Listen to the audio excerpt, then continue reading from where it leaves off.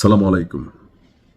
যে চলে গেছে তাকে তো আর ফেরানোর সুযোগ নেই, তবে তার চলে যাওয়াকে কেন্দ্র করে যে পরিস্থিতি তৈরি হচ্ছে বিশ্ব নেতাদের মধ্যে, বিশেষ করে ইরানের খুবই অন্যতম এবং কঠিন মিত্র ঝুকাঙ্গান এই সালা স্টাইল যেখান থেকে আসছে, সেটা হচ্ছে উত্তর কোরিয়ার কিম জং উন।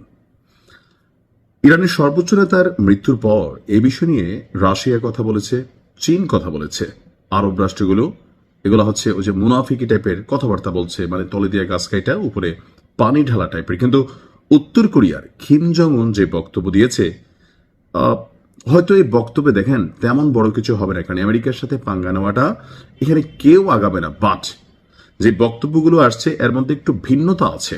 উত্তর কোরিয়ার কিম জং উনের ইরানের পাশে দাঁড়ানোর ঘোষণা দিয়েছেন কিম জং উন। তবে এখানে সরাসরি সৈন্য প্রেরণ করে অথবা ভিন্নভাবে দাঁড়াবেন নাকি মানে কূটনৈতিকভাবে অথবা ধরেন আন্তর্জাতিক অঙ্গনে উত্তর কোরিয়ার যে কূটনৈতিক চ্যানেল আছে সেই চ্যানেলের মাধ্যমে কথা বলবেন, সেটা আসলে তাদের বিষয়। ইরানে আমেরিকা এবং ইসরায়েলের যে ব্যাপক ধ্বংসযজ্ঞ, পাশাপাশি ধরেন যে অভিযান চলেছে, সেখানে অনেকগুলা মানুষ মারা গেছে। শুধুমাত্র যে ইরানের সর্বোচ্চ নেতা বা আরজিসি প্রধান অথবা প্রতিরক্ষা মন্ত্রণালয়ের যিনি প্রধান আছেন তিনি মারা গেলেন তা না, একটা স্কুলে সেখানে অভিযানের মাধ্যমে ক্ষেপণাস্ত্র হামলা হয়েছে। 148 জন স্কুল ছাত্রছাত্রী নিহতের খবর এখন পর্যন্ত আসছে। অর্থাৎ বিভিন্ন রকমের হামলা চালাচ্ছে এই কি বলা হয় যে জুটি। তো উত্তর কোরিয়ার রাষ্ট্রীয় গণমাধ্যম কোরিয়ান সেন্ট্রাল নিউজ এজেন্সি বলছে যে মার্কিন যুক্তরাষ্ট্র এবং ইসরায়েল যে অভিযান ইরানে চালিয়েছে সেটা অবৈধ আগ্রাসন। উত্তর কোরিয়ার পররাষ্ট্র মন্ত্রণালয় থেকে যে বক্তব্য আসছে যে উত্তর কোরিয়া মনে করে যে এটা জাতীয় সার্বভৌমত্বের লঙ্ঘন। যুক্তরাষ্ট্রের সম্পৃক্ততা এতদিন অনুমানের মধ্যে ছিল এবং যুক্তরাষ্ট্রের আধিপত্যবাদী এবং গ্যাংস্টার সুলভ স্বভাবের কারণে এই ঘটনাটি ঘটার সুযোগ হল।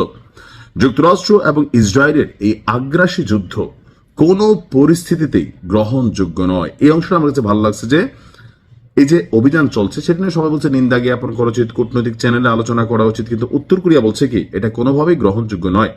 যদি অচিরেই এই হামলা বা অভিযান বন্ধ করা না হয় তাহলে তাদের বিরুদ্ধে বিশ্বকে রুখে দাঁড়াতে হবে।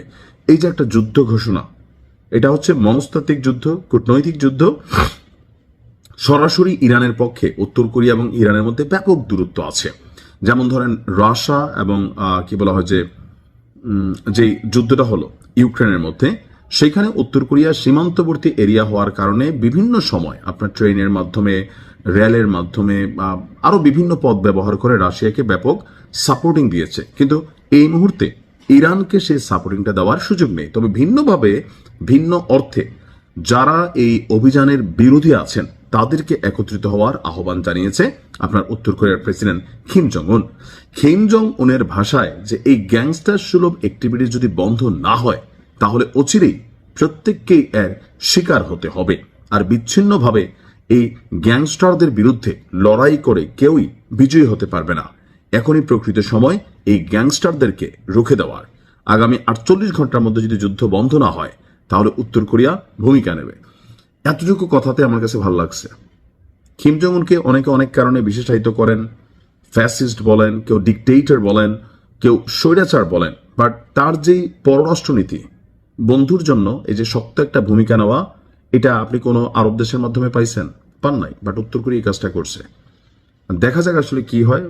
থাকে না যে একটা মানুষ যখন সাঁতার জানে না কিন্তু নদীতে ডুবে যাচ্ছে, তো ওই সময় হয় কি, ছোট একটা কচুরি পানাও যদি তার দিকে ভাইসা আসে, সে এটাকে ধইরা বাঁচার চেষ্টা করে, যদিও এটা একটা ব্যর্থ চেষ্টা, কিন্তু ওই মুহূর্তে এটাকে তার কাছে বেঁচে থাকার একমাত্র রাস্তা হিসাবে মনে হয়।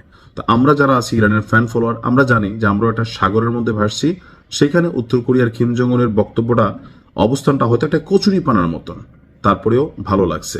ভালো থাকুন। আসসালামু আলাইকুম।